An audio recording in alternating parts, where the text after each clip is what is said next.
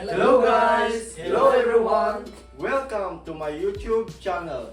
So, before we start, we are introducing ourselves. I am Engine Cadet Velasquez. I'm Engine Cadet Boklan. I'm Engine Cadet Andiso. And I'm Engine Cadet Muyaw. So, in this video, we will discuss the impact of air pollution in the marine environment.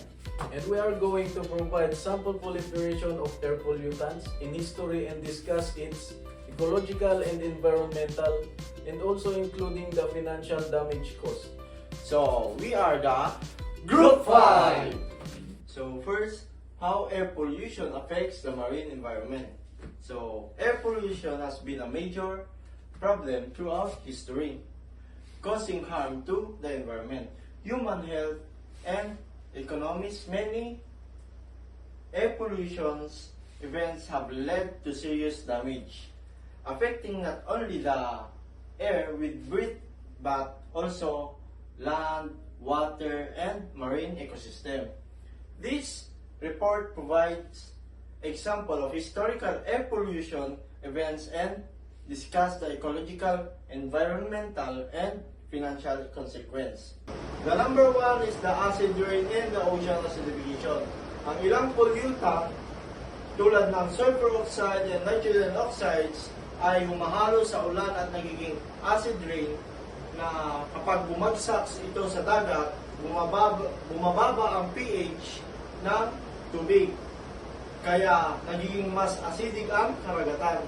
So ang impact ng acid rain and ocean acidification ay nahihirapan ang coral, shellfish at ibang fish na mabuhay sa acidic na tubig.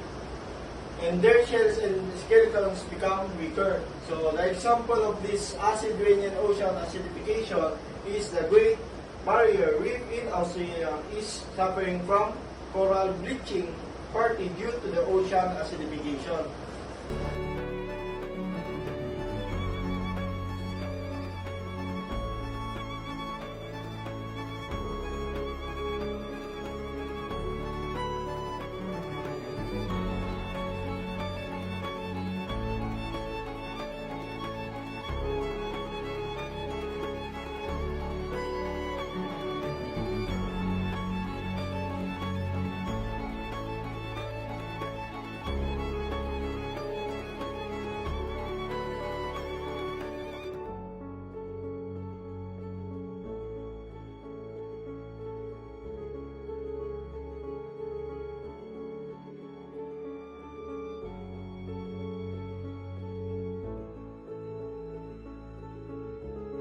So the second one is the harmful algal blooms. Air pollution, especially nitrogen from vehicles and industrial emissions, can settle on the ocean and can serve as fertilizer for algae. So acid rain can negatively impact marine environment by fueling harmful algal blooms. So leading to oxygen depletion, habitat destruction, and the release of toxins that harm marine life and human health. So too much algae can create dead zones caused by pollution where fishes and marine animals cannot survive. So example of these harmful algal blooms is the Gulf of Mexico has large dead zones caused by air pollution, affecting the fisheries and the local economies.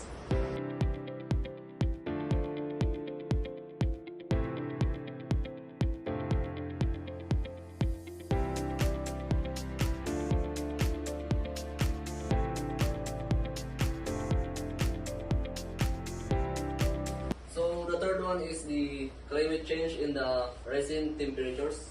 Carbon dioxide from burning fossil fuels traps heat and warming the planet. So climate change driven by rising global temperatures due to human activities like burning fossil fuels is causing widespread and long-term shift in weather patterns and ecosystem, leading to more extreme weather events. So warm ocean cause coral bleaching, disrupt fish migration, and lead to global warming and possible strong hurricanes. So the ocean absorbs carbon dioxide, keeping it from atmosphere, but carbon dioxide makes the ocean more acidic, which endangers marine life and coral reef. So, example of climate change and rising temperatures. The Arctic Ocean loses ice and having high temperatures due to warming, which affect the animals like polar bears, seals, and indigenous communities.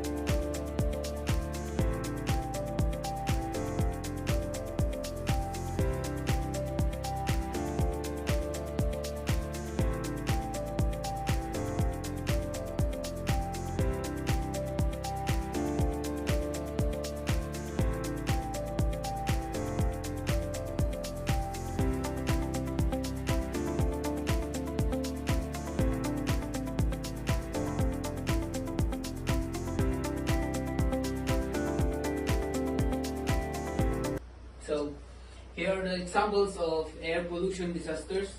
Number one is the Great Smog of London.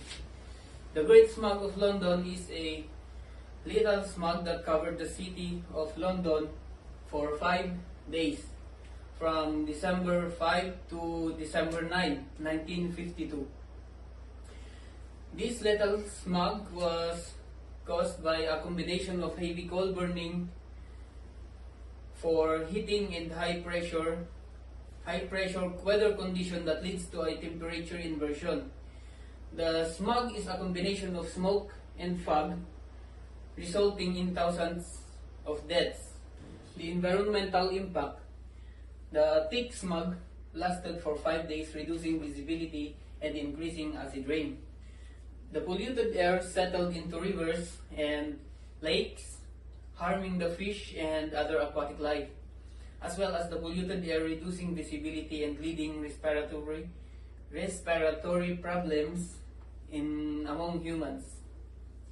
December 5, 1952, sa araw na ito ay nagsimulang baluti ng nakamamatay na smog ang syudad ng London sa United Kingdom. Ang smog ay kombinasyon ng mga salitang smoke at fog na unang ginamit ng scientist na si Henry Deveau noong 1905. Ang polusyon sa hangin na bunga ng paggamit ng coal ay isang malaking suliranin na kinakaharap ng London City sa loob ng mahabang panahon. At noong 1952 ay naranasan ang matinding epekto nito matapos na baluti ng nakamamatay na smog ang London City. Ang init at usok na mula sa sinunog na coal ay itinulak pa ibaba ng high-pressure weather system na kung tawagin ay anticyclone. Ayon sa British Meteorological Office, tinatayang nasa 200 meters ang kapal ng smog na tumakip sa Kapitolyo ng United Kingdom.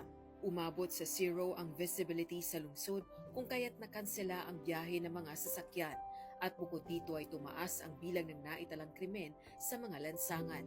Dahil sa smog ay maraming residente ng London ang nagkasakit ng pneumonia at bronchitis na dinala sa mga pagamutan.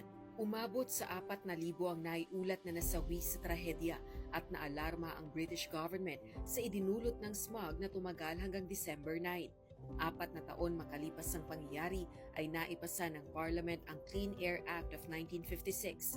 Nakapaloob sa batas na ito ang paghihigpit sa paggamit ng coal sa urban areas at pagbibigay otorisasyon sa mga local council na magtalaga ng smoke-free zone sa kanilang mga nasasakupang lugar.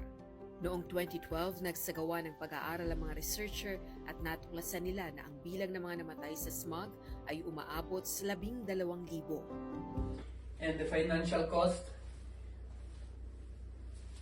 the businesses suffered losses due to poor air quality, and the government introduced new pollution laws. So, in number 2, the Kuwait oil fires. The Kuwait oil fires that occurred between February 1991 and April 1991 were a severe environmental disaster caused by the acts of getting away from Iraqi soldiers during the Gulf War. And the cause is that the Iraqi forces intentionally set fire to the 600 to 700 oil wells during the retreat from Kuwait. The ecological damage is that the fire caused the soot and toxic chemicals fell into the ocean, resulting in contamination of marine life as well as onto the land, damaging the vegetation and soil quality. Environmental impact. The environmental impact is where the fires released a massive plume of black smoke that blocked the sunlight that leads in poor visibility, affecting plant life and disrupts weather patterns. It also released significant quantities of greenhouse gases that contributes in climate change and also increased forming of acid rain. And as for the financial cost, billions of dollars were spent on cleaning up oil spills and repairing environmental damage, and this included the international efforts and significant resources from Kuwait itself.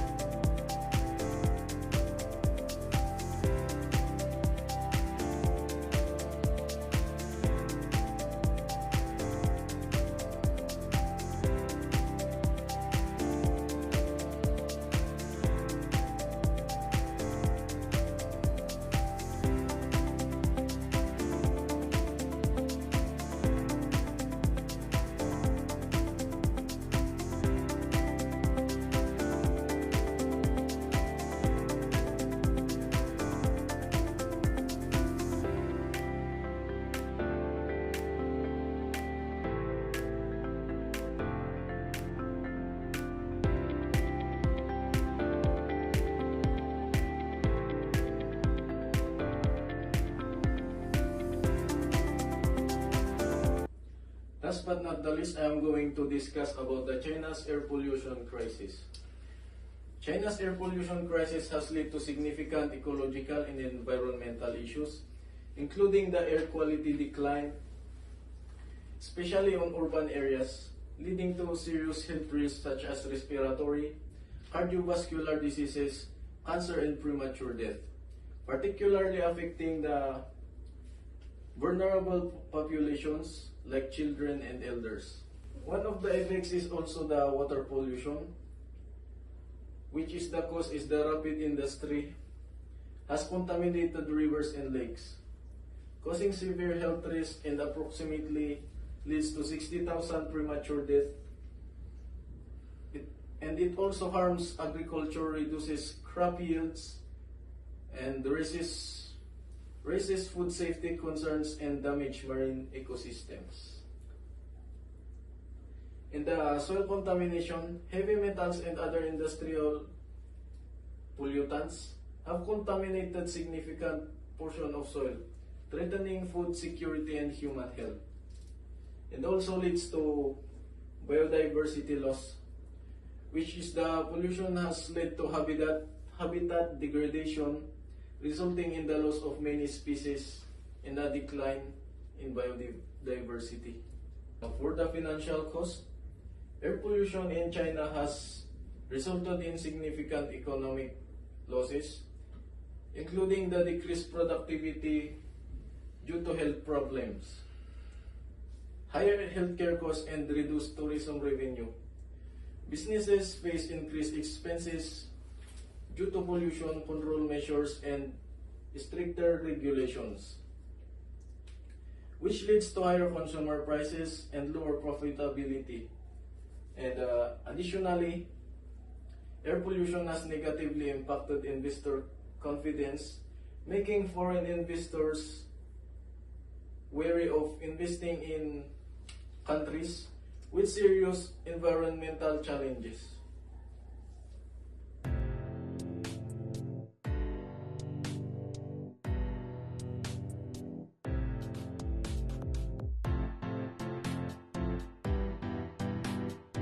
Air pollution has historically caused severe damage to ecosystems, the environment, and economies, as evidenced by major events like the Great Smog of London and China's ongoing crisis. These events demonstrated immediate health risks and long-term ecological damage. Significant economic consequences include increased healthcare costs and reduced productivity. Global effects to reduce emissions, enforce regulations, and invest to sustainable technologies are crucial to prevent future catastrophes. And that's the end of our discussion.